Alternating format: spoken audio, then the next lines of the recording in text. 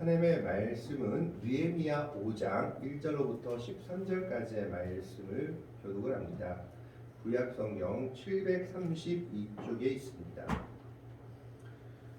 구약 성경 732쪽에 있는 느헤미야 5장 1절로부터 13절까지의 말씀을 교독을 합니다. 다 찾으신 줄 알고 느헤미야 5장 1절의 말씀을 제가 먼저 봉독해 올립니다.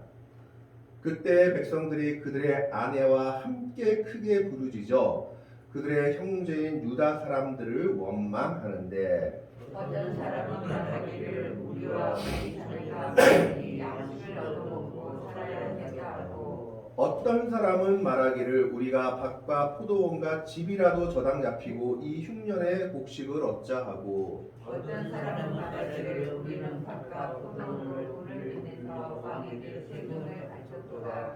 우리 육체도 우리 형제의 육체와 같고 우리 자녀도 그들의 자녀와 같거늘 이제 우리 자녀를 종으로 파는도다. 우리 딸 중에 벌써 종된 자가 있고 우리의 밭과 포도원이 이미 남의 것이 되었으나 우리에게는 아무런 힘이 없도다 하더라. 내가 백성의 물질과 이런 말을 듣고 크게 공하였으나 깊이 생각하고 귀족들과 민장들을 꾸짖어 그들에게 이르기를 너희가 각기 형제에게 높은 이자를 취하는도다 하고 대회를 열고 그들을 쳐서 그들에게 이르기를 우리는 이방인의 자식이니 우리 형제 유다 사람들을 우리의 힘을 다하여 도로 찾아가면 너희는 너희 형제를 살고자 하느냐 또나 우리의 손에 팔리려 하려느냐 그들이 조사하여 말이 없기로 내가 또 이르기를 너희 소행이 좋지 못하도다. 우리의 대적 이방 사람의 비방을 생각하고 우리 하나님을 경외하는 가운데 행할 것이 아니냐. 나와 내 형제와 종자들도 역시 분과 양식을 백성에게 구워 주었거니와 우리가 그 이자 갚기를 그치자. 그런즉 너희는 그들에게 오늘이라도 그들의 밭과 포도원과 감람원과 집이며 너희가 구워준 돈이나 양식이나 새 포도주나 기름의 100분의 1을 돌려보내라 하였더니 그들이 말하기를 우리가 당신의 말씀대로 행하여 돌려보내고 그들에게서 아무것도 요구하지 아니하리이다 하기로 내가 제사장들을 불러 그들에게 그 말대로 행하겠다고 맹세하게 하고 13절의 말씀을 같이 읽습니다. 내가 옷자락을 펴며 이르기를 이 말대로 행하지 아니하는 자는 모두 하나님이 또한 이와 같이 그 집과 산업에서 털어버리실지니 그는 곧 이렇게 털려서 빈손이 될지로다 하며 회중이 다 아멘하고 여호와를 찬송하고 백성들이 그 말한 대로 행하였느니라. 아멘. 지난주에 이어서 느헤미야를 한 번 더 생각해 보고자 합니다. 지난주에는 제가 분명히 느헤미야는 처음에는 백성들에게 관심이 없고 자신의 출세에 관심이 있는 사람이었다라고 말씀드렸습니다. 그러다가 우연히 그의 형제 하나니로부터 예루살렘에 남아있는 자기 백성들의 어려움을 듣고 그의 마음이 동하여 근심이 생겼고 왕의 허락을 얻어 유대 땅의 총독으로 오게 됩니다. 그리고 유대 땅의 총독으로 오자마자 그가 하고자 했던 첫 번째 일이 바로 예루살렘 성벽을 다시 쌓는 일이었습니다. 예루살렘 성벽을 쌓음으로 말미암아 유대인들의 단합을 도모했고 그리고 예루살렘이 다시 재건되었음을 나타내고자 했던 겁니다. 하지만 이 일에는 반드시 외적인 어려움이 닥치기 마련이었습니다. 4장의 내용을 보면 오늘 본문 앞에 있는 4장의 내용을 보면 이스라엘 백성들이 바벨론 포로에서 돌아와서 예루살렘 성벽을 쌓을 때 성전 쌓는 것을 방해했던 세력이 다시 성읍을 쌓는 것도 방해하는 것을 보여주고 있습니다. 가장 대표적인 사람이 우리가 역시 많이 듣던 호름 사람 산발랏이라는 사람이었습니다. 이 산발랏이라는 이름은 바벨론식 이름으로 그 뜻은 신이 생명, 즉 달의 신이 생명을 주었다라는 뜻을 가지고 있는 사람이었습니다. 그는 이스라엘 백성들이 없었던 틈을 타서 유다 땅, 예루살렘 땅에 지도자로 등극했던 것 같습니다. 성경이나 다른 역사서를 봤을 때 이 산발렛이라는 사람은 사마리아 사람으로 혼합 백성이었던 사마리아를 관장하는 인물이었던 겁니다. 그런데 성전 건축에도 성벽 건축에도 처음에 함께하고자 했지만 너희가 유대인이 아닌 순수혈통이 아니라는 이유로 거절당하자 이 일을 회방하기에 이릅니다. 이 일을 회방하는 이유는 성벽 건축으로 말미암아 유다의 쇠락을 틈타서 그가 그동안 계속해서 누렸던 정치적이고 경제적인 권력이 위협받는다고 생각하고 분노했던 겁니다. 한마디로 말하자면 자신의 권위가 떨어지고 자신의 지위가 격하될까봐, 자신이 누렸던 모든 것이 사라질까봐 분노했던 겁니다. 여기에 암몬 사람 도비아라는 사람도 합세를 해서 이스라엘 백성들의 성벽 건축을 방해합니다. 심지어 어떻게 조롱했냐 하면 4장 3절에 이 도비아라는 사람은 너희가 건축하는 예루살렘 성벽은 건실하지 못해서 여우가 올라가도 무너질 성벽이다 라고 조롱했습니다. 이런 말들을 들은 느헤미야는 4장 4절의 말씀에 보면 하나님께 이 일을 맡기고 기도하고 성벽 건축을 계속했습니다. 그런데 재밌는 일은 기도하면 모든 일들이 다 잘 돼야 함에도 불구하고 4절과 5절에 느헤미야가 대적들의 방해를 하나님 막아주십시오라고 기도하자마자 어떤 일이 일어났느냐? 더 많은 대적들이 생겼다고 기록되어 있는 겁니다. 4장 7절에 보면 처음엔 산발락과 도비아만 있었는데 산발락과 도비아와 아라비아 사람들과 암몬 사람들과 아스돗 사람들까지 방해하는데 합세하고 있습니다. 심지어 더 큰 문제는 그들이 예루살렘 성벽이 잘 건설된다라는 소식을 듣고 어떤 말을 했느냐? 4장 8절에 다 함께 꾀하기를 예루살렘으로 가서 치고 그것을 요란하게 하자. 치다는 말은 군대를 일으켜서 침입하자라는 이야기고 요란하게 하자는 흐트러 버리다. 즉 전쟁으로 피폐하게 하다라는 뜻을 가지고 있습니다. 그들은 예루살렘 성벽 성읍 건설이 제대로 이루어지자 무력을 사용해서라도 이것을 막자라고 더 많은 백성들이 처음엔 호론 사람 산발락과 암몬 사람 도비아만 있었는데 남쪽의 아라비아 사람들 그리고 암몬 백성들 옛날 블레셋 족속 중에 하나였던 아스돗 사람들까지 이 일을 방해하고자 모였던 겁니다. 그리고 심지어 전쟁도 불사하고자 했다는 겁니다. 기도했는데 더 큰 어려움이 닥쳐오고 있습니다. 이렇게 되면 우리는 기도를 쉬기 마련입니다. 기도해도 별 수 없네라고 생각할 수 있습니다. 그런데 느헤미야는 오히려 더 크게 기도합니다. 9절에 보면 우리가 우리 하나님께 기도할 뿐만 아니라 파수꾼을 두어 저들의 침입을 막고자 했고 그래서 성벽을 건설할 때 칼을 차고 반은 건설 현장에 반은 성벽을 방비하는 데 사람을 세워버립니다. 기도와 그리고 전쟁 준비를 같이 하고 있는 겁니다. 느헤미야는 하나님께서 도우시면 아무리 대적들이 연합하여 자신들을 덮치고자 할지라도 승리할 수 있다라는 믿음을 가지고 있었던 겁니다. 역사적으로도 외부에서의 침입은 내부적으로 단결만 하면 얼마든지 물리칠 수 있었습니다.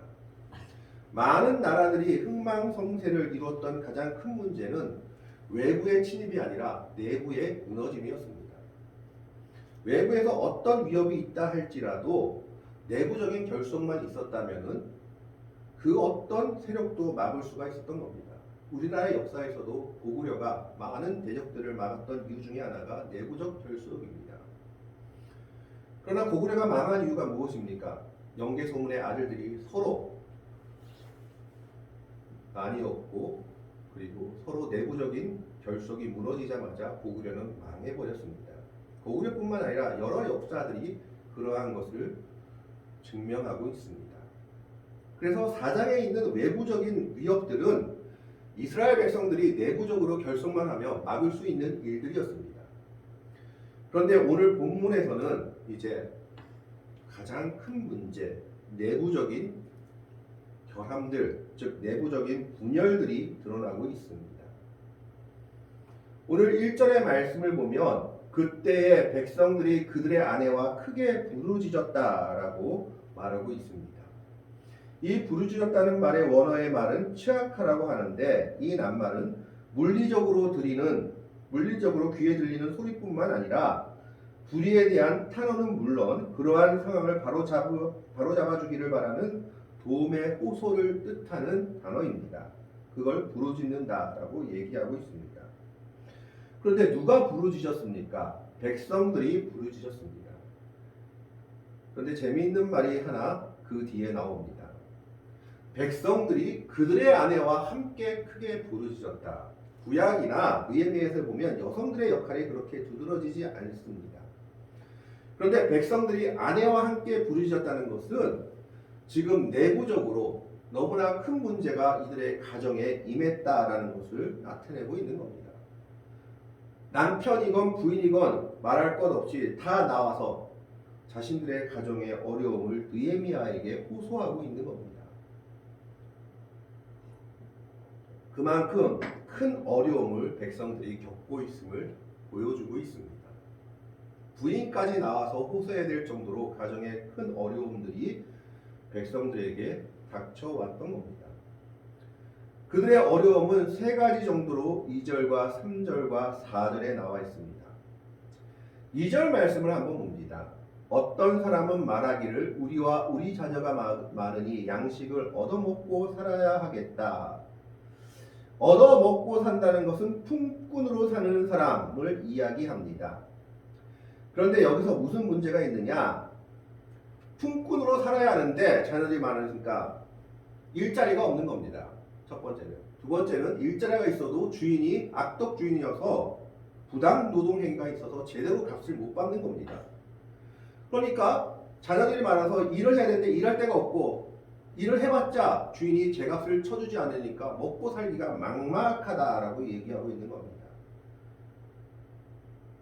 얼마나 자녀가 많은지 모르지만 보통의 사람들보다 자녀가 많은 가정이 있었던 것 같습니다. 이런 가정은 가난할 수밖에 없죠. 그런데 거기다가 일할 수 있는 데가 없었던 겁니다. 이거 첫 번째 문제였습니다. 그러니까 굶어 죽게 생겼다라는 겁니다. 두 번째는 뭡니까? 3절에 보면 어떤 사람은 말하기를 우리가 밭과 포도원과 집이라도 저당 잡히고 이 흉년의 곡식을 얻자 하고 그나마 좀 사는 사람들이었습니다. 밭이 있고 포도원이 있고 집이 있는 사람들입니다. 그런데 이 사람들이 왜 쓰러지게 되었느냐? 흉년이 왔습니다. 그러면 밭이 있고 포도원이 있고 집이 있는 사람들은 부자들한테는 이길 수가 없는 겁니다. 흉년이 1년, 2년 되면 그들이 먹을 것이 없고 수확할 것이 없기 때문에 결국 그들의 밭과 포도원과 집을 부자들에게 팔고 먹을 것을 사야만 했던 상황이 이르렀던 겁니다. 지금도 마찬가지죠.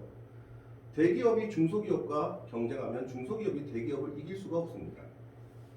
망할 수밖에 없는 게 중소기업의 현실입니다.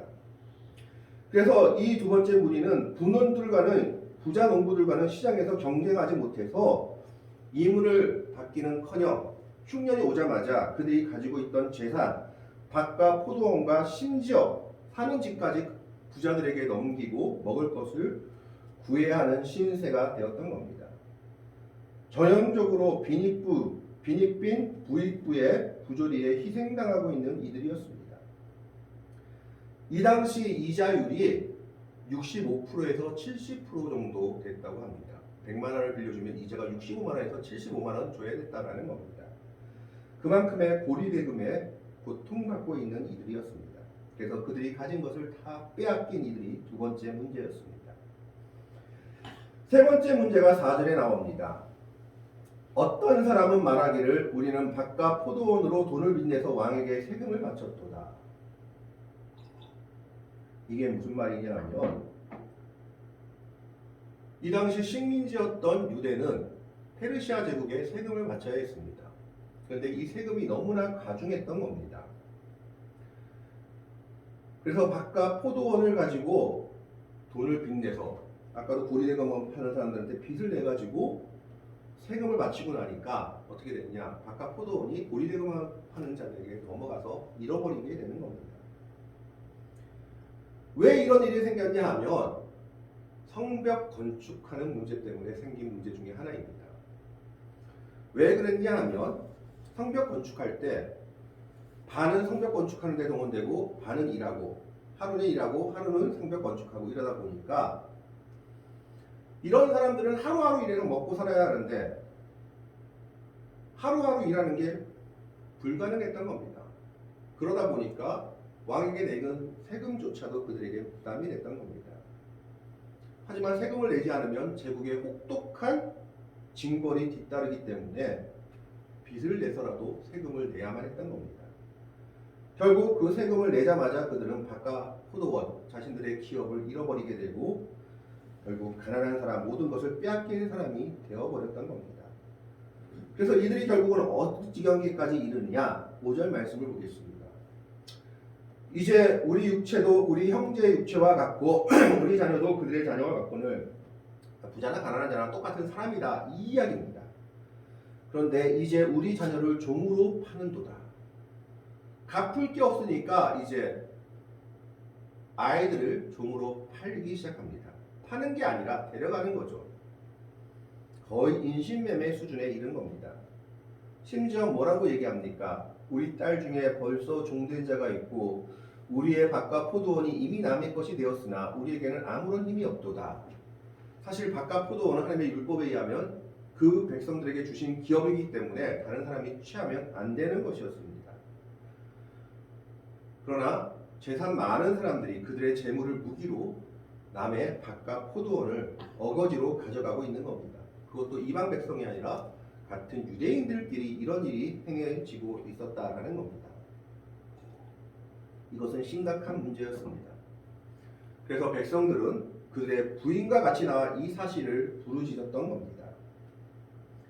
느헤미야는 기가 막혔을 겁니다. 자신은 그 좋은 자리도 다 마다하고 이스라엘 백성들, 유다 백성들을 위해서 유다의 총독으로 와서 애쓰고 있는데 백성들이라는 사람은 자기들끼리 이런 문제를 일으키고 있는 것을 보고 기가 차지 않을 수 없었습니다. 그래서 6절에 보면 내가 백성의 부르짖음과 이런 말을 듣고 크게 노하였으나 성날 수밖에 없죠. 그런데 느헤미야가 잘한 게 하나 있습니다. 7절 말씀을 보면 깊이 생각하고 분노를 그대로 백성들에게 쏟아붓지 않았다라는 겁니다. 그는 마음을 다스리고 이 일들의 원인에 대해서 깊게 생각하기 시작합니다. 여러분, 많은 사람들이 다혈질입니다. 저도 거기서 벗어나지 못하죠. 신경질 나면 신경질을 참지 못하고 그대로 신경질을 내는 사람 중에 한 명입니다. 그런데 우리가 성질 난다고 그 나는 대로 성질 부리고 나서 뒤에 남는 건 무엇입니까? 후회밖에 남지 않죠. 성질 난다고 성질대로 내서 시원하다고 하는 말하는 사람은 거의 없을 겁니다. 오히려 후회하고 내가 왜 그랬을까 하는 일들이 남아 있습니다. 느헤미야도 마찬가지입니다. 백성들의 이런 부르짖음을 듣자마자 크게 대노했습니다. 하지만 그는 그 노여움을 바로 백성들에게 풀지 않습니다. 먼저 생각합니다. 깊이 생각합니다. 왜 깊이 생각했을까요? 왜 이런 일이 생겼을까? 그리고 이 일의 원인이 무엇일까? 그리고 이 일을 어떻게 하면 잘 풀 수 있을까를 생각했던 겁니다. 이것이 지도자의 모습이다라는 겁니다. 화가 난다고 그대로 화를 푸는 것이 아니라 그 일의 원인에 대해서 깊이 생각하고 해결 방안을 모색하고 있습니다. 두 번째로 그는 어떻게 합니까? 이스라엘 백성들을 모으는 대회를 엽니다. 7절 말씀에 보면 깊이 생각하고 귀족들과 민장들을 꾸짖어 그들에게 이르기를 너희가 각기 형제에게 높은 이자를 취하는도다 하고 대회를 열고, 여기서 대회라는 것은 카할이라고 하는데 구약에 보면 여호와의 총회라는 말을 할 때 카할이라고 합니다. 하나님의 백성들을 불러 모으는 겁니다. 절기 때 첫째 날과 마지막 날에 대회로 모인다 했을 때 그런 대회가 바로 오늘 말하는 대회입니다.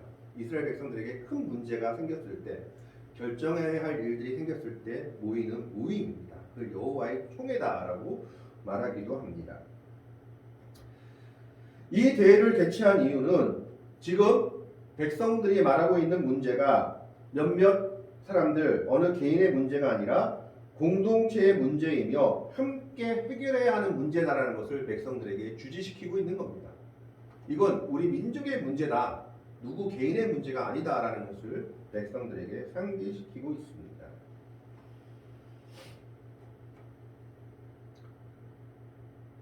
세 번째는 어떻게 합니까? 세 번째는 현실적인 해결책을 이야기하고 있습니다. 현실적인 해결책이 무엇이냐? 10절의 말씀에 보면 10절 말씀을 한번 봅니다. 10절 말씀을 보면 나와 내 형제와 종자들도 역시 돈과 양식을 백성에게 구워 주었거니와 우리가 그 이자 받기를 그치자. 이제 이자 받지 말자는 겁니다. 율법적으로 맞습니다. 이스라엘 백성들은 이방인한테는 이자를 받아도 되는데 유대인들끼리는 이자를 받는 것을 율법이 금하고 있습니다. 두 번째가 11절에 그런즉 너희는 그들에게 오늘이라도 그들의 밭과 포도원과 감람원과 집이며 너희가 구워준 동이나 양식이나 새 포도주나 기름의 100분의 1을 돌려보내라 하였더니,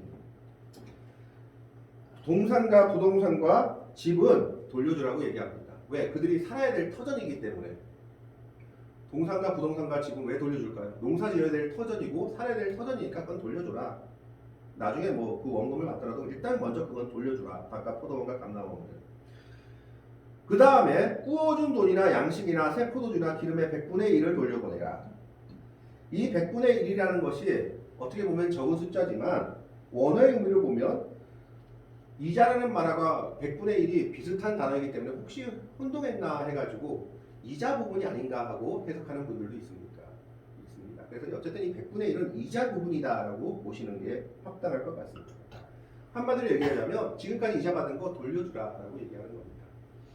여기서 놀라운 일이 있죠. 원금을 돌려주라고는 얘기하지 않습니다. 부자들의 재산권에 대해서는 지켜줍니다. 하지만 너희가 합법적으로 취하지 않은 이자는 돌려주라. 그거는 저들의 살 길이다라고 얘기하고 있는 겁니다. 그들에게 이자만 돌려줘도 그들은 큰 힘이 될 겁니다. 그 이자는 다 돌려주라라고 말하고 있는 겁니다. 이런 느헤미야의 요구는 즉각적이고 철저한 개혁의 뉘앙스를 띠고 있습니다. 나중에 합시다가 아니라 지금 하라라고 얘기하고 있는 겁니다. 네 번째로는요, 실질적인 방안이 믿음의 결단이 되도록 했던 겁니다.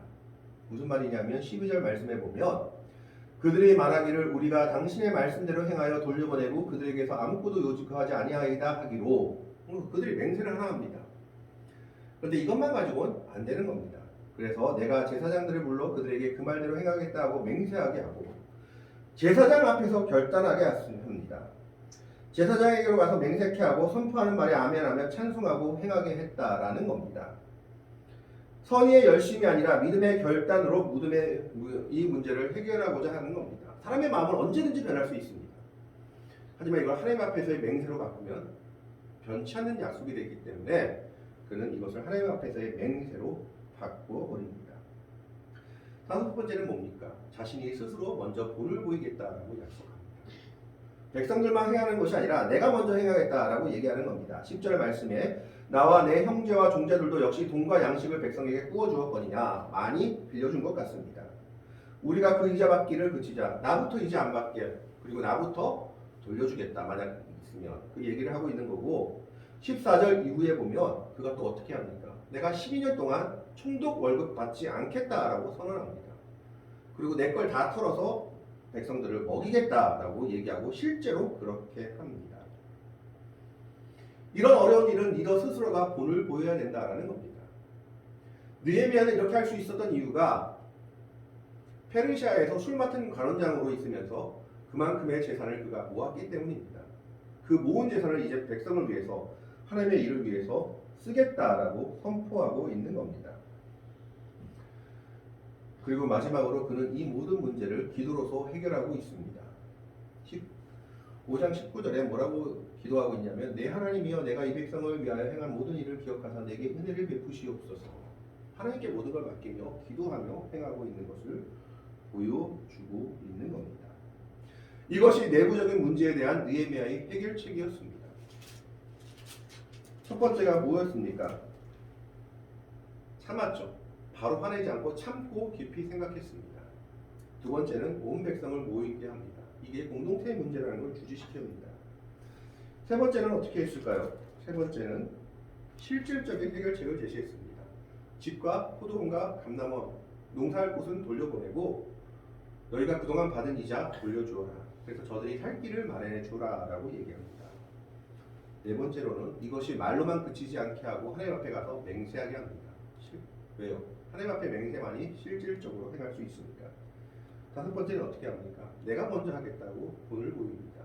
이자 받지 않고 총독의 월급을 받지 않고 백성을 위해서 내 돈을 내놓겠다. 그리고 모든 문제를 기도로서 해결하고 있는 느헤미야의 모습을 봅니다. 이것이 내부적인 문제에 대한 그들의 해결법이었던 겁니다. 오늘 말씀을 보면 백성들을 꾸짖으면서 그들에게 이런 말을 합니다. 8절에 보십시다. 그들에게 이르기를 우리는 이방인의 손에 팔린 우리 형제 유다 사람들을 우리의 힘을 다하여 도로 찾았거늘 이것은 귀환하는 백성들을 위해서 자신들의 모든 것을 쏟아부었다라는 겁니다. 여기는 물질적인 노력까지 포함합니다. 아마 돈을 주고 사온 사람도 있었던 것 같습니다. 그런데 그렇게 백성들을 찾아서 귀환했는데 귀환하고 보니까 백성들은 자기끼리 종을 만들고 있는 겁니다. 그래서 너희는 너희 형제를 팔고자 하느냐 더구나 이방 사람도 아닌 우리의 손에 팔리게 하겠느냐 하며 그들이 잠잠하여 말이 없기로 그들이 자신의 잘못이 어떤 잘못인지를 깨닫고 있던 것입니다. 느헤미야는 이스라엘 백성들에게 뭘 지적하냐?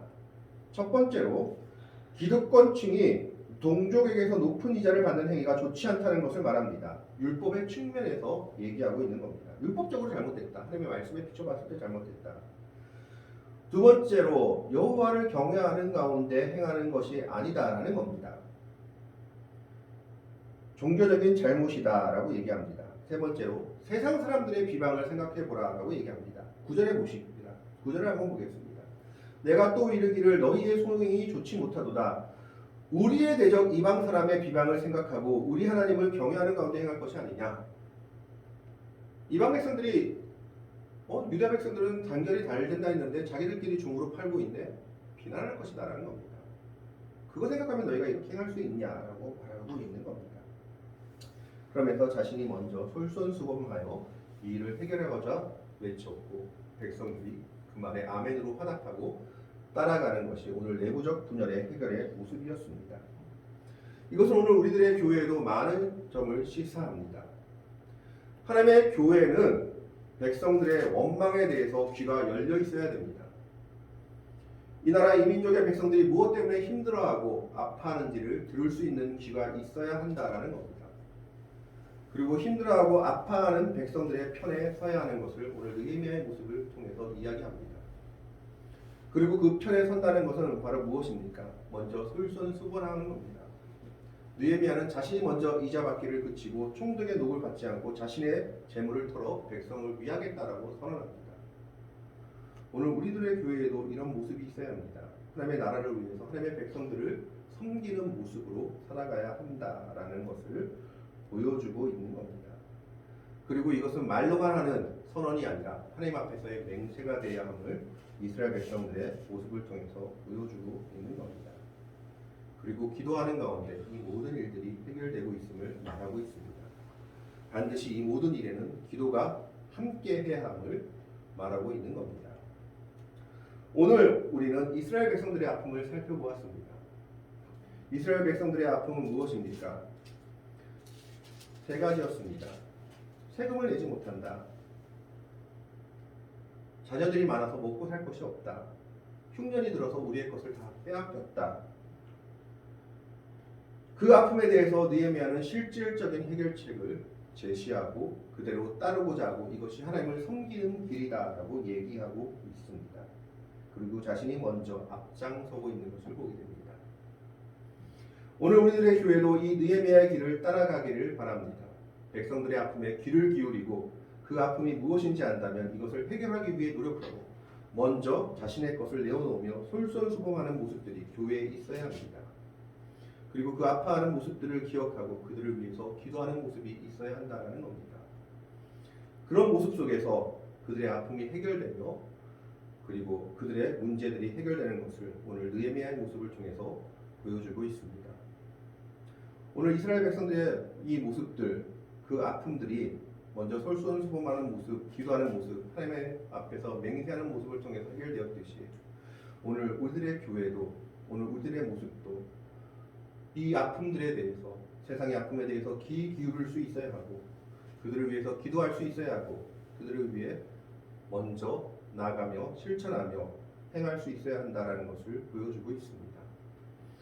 오늘 우리들의 교회가 또 오늘 우리들이 세상의 아픔에 귀 기울이며 그들의 아픔을 위해서 기도하며 그들과 함께 나아가며 그들을 도울 수 있는 선하고 아름다운 주의 백성들이 될 수 있기를, 그래서 하나님의 영광을 나타내는 아름답고 복된 하나님의 성도들이 될 수 있기를, 그러한 믿음의 길을 가는 귀한 성도들이 되기를 주님의 이름으로 간절히 축원합니다. 기도하겠습니다. 하나님, 오늘은 느헤미야의